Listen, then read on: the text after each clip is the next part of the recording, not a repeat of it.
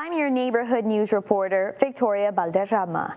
This is my driver's license, which I renewed last year. And anyone who's gotten one in the last 9 years should have this gold star on the top right corner.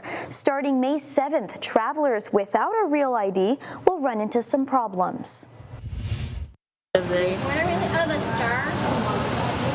Travelers at the Corpus Christi International Airport are taking a closer look at their IDs. I checked on my way over here a few days ago, and I didn't realize that I had it. I just found it on my ID, and I was like, okay, cool, I'm safe. I don't have to go get another ID. Starting Wednesday, the Department of Homeland Security will require all travelers to have a real ID. Basically, if you have a gold star in the top right of your ID, you're real ID compliant. Lacey Guzman with Corpus Christi International Airport says it's another layer of security. That's why they're kind of cracking down now. It's been 20 years since the Real ID Act, and so I think they just want to make sure that we're being safe.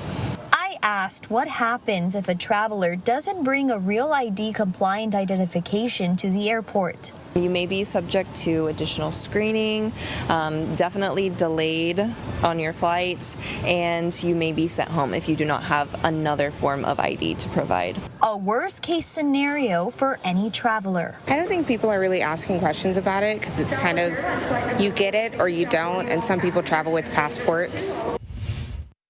There are other acceptable identification at the TSA checkpoint, including a passport. If you don't have an acceptable ID, the TSA officer may ask you to complete an identity verification process.